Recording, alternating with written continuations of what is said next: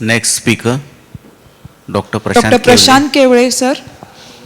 Topic is diagnosis making in allergic rhinitis. So today's my topic is diagnosis of allergic rhinitis. When a normal person is exposed to any allergen, it will be picked up by the APC, antigen presenting cell, and will be taken to B lymphocyte. And B lymphocyte will form IgG or IgM and will destroy that antigen and will be taken away by the macrophages. But because of atopy or because of our environmental factor, the person become Th2 responsiveness. In that person, there will be switch.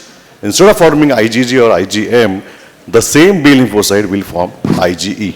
Now IgE are going to attach to the mast cells and your eosinophil. And when the second episode happen, that time they will degranulate and that will lead to the cascades of allergy.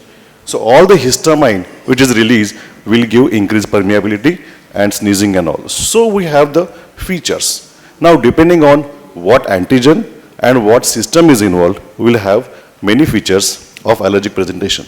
So if it is an aeroallergen having dust mites or dust mite fomites, or there will be pollens, fungi spores, they will be there in the air and they will involve the nose or the trachea or the lung, and therefore you will have features of nose presentation like sneezing because of histamine release into the skin, into the mucosa of the nose. So there will be sneezing, there will be rhinorrhea, which is clear nasal fluid discharge.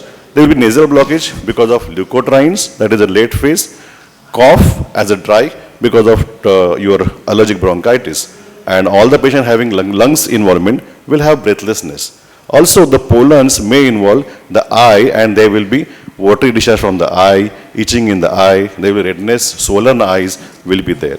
If the allergen is a food, the culprit, then we have oral food pollen syndrome. Patient may have repeated ulcers in the oral cavity. Patient may have features like urticarial rash development after the food ingestion. If the patient is having nasal polyps, he will come up with nasal mass or loss of smell. So now basically we have to differentiate this patient allergic and bacterial sinusitis. So CRS will have rhinorrhea, but that is mucoid, mucopurulent secretions. Nasal blockage, facial pain, if there is a sinusitis features, maybe the complication of orbital complication they can have in a history. We have to also know about the vasomotor rhinitis that will be having discharge from the nose and nasal blockage. So on examination we can see the nasal crease, that is very prominent sign because of constant rubbing of the nose. There will be allergic shiners. When you put the scope inside, you will see a pale nasal mucosa. You can see a cobblestone appearance on the mucosa. You can see the edematous middle turbinate. Inferior turbinate will be hypertrophied. All these things will make sure that you are dealing with an allergic person or phenotype. Whereas in bacterial, we will have mucopurulent nasal discharge. We will have some anatomical problem like DNS or concha bullosa that can lead to all these sinusitis problems, congestion nasal mucosa, facial tenderness, and postnasal drip. So from the history and examination, we have to make sure that we are dealing with the allergic or non-allergic phenotype. Now, after this, we need to know something more. When there is a specific IgE, they will go to the nasal mucosa and they will attach by FcR1 receptors to the mast cells of the nose. So when the allergen is there, there is a destruction of these mast cells will lead to histamine, so we have sneezing and rhinorrhea. That is the main background for nasal allergy challenge test. When there is a saturation of this mucosa, then the specific Ig will migrate via lymphatic to the bloodstream, and now they will attach to the basophils. And this can be picked up by basophil activation test, which is the blood test. When there is a saturation of these basophils, then the specific Ig will go to the skin dendritic cells, Langerhans cells. And when we do skin prick test, the allergens will give rise to the Wieland-Freyer reaction. That is the basic for skin prick test. And when there is a saturation of the skin Langerhans cells, then this Ig will go to the blood again and will be a free specific Ig. And these can be picked up by radioallergosorbent test. Why this is important? Because some people like local allergic rhinitis phenotype will have only NAC positive and rest all will be negative. And because of this, we have different phenotypes. Your patient may have allergic rhinitis, that means there is a perennial symptoms. So suppose the case of example of dust mite allergy. This patient will have all the tests positive. NAC positive will be there, skin prick test will be positive. But if your patient is having in between seasonal like rhinitis picture, where there is exacerbation in few months, and your SPT is not showing these results, you are having only perennial allergen positive, you have to suspect that you are missing some allergens and you have to do nasal allergy challenge test, and therefore this person may have local allergic rhinitis phenotype.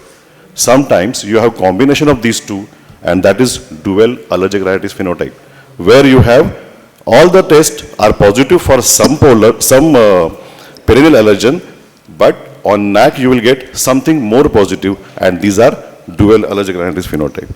Sometimes you have a history suspicious of allergic rhinitis, but neither NAC nor the SPT comes positive, and these are non-allergic rhinitis phenotype.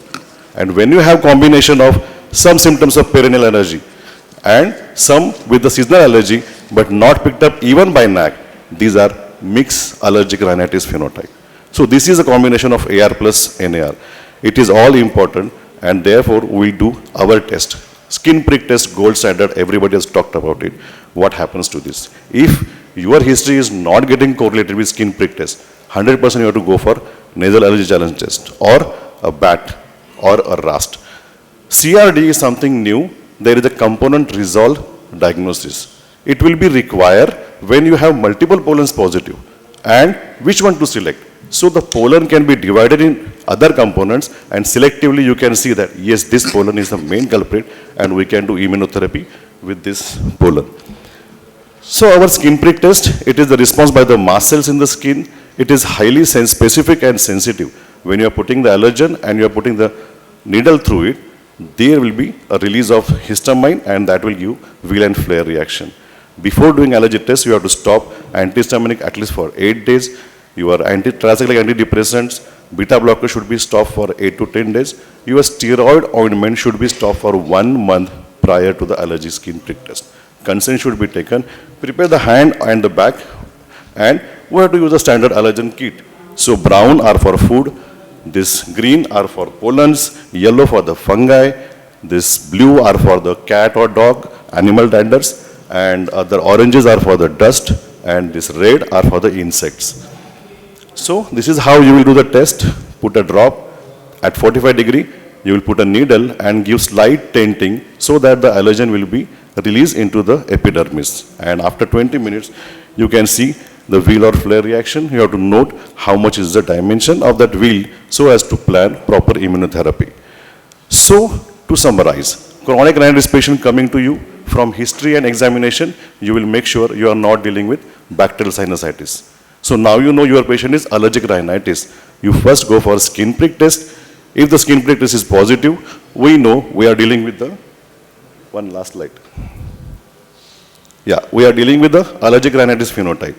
Now, your history is not going in accordance with your allergic rhinitis, your SPT test. Then you will proceed for nasal provocation test. If it is positive, you know this is dual allergic rhinitis patient. If it is negative, we know it is a mixed rhinitis. That means NAR plus AR positive. Now, if SPT is completely negative, but you have a suspicion of allergic rhinitis, you put the patient for nasal provocation test. If it is positive, you know you are dealing with local allergic rhinitis phenotype, and if it is negative, it is non-allergic rhinitis phenotype. So it is very important to understand the patient history and then your test, which test to be given, and that will give you the exact allergen we need to take for immunotherapy, and it will reduce our failure rate. Thank you. Thank you, Dr. Prashant. Thank you, sir.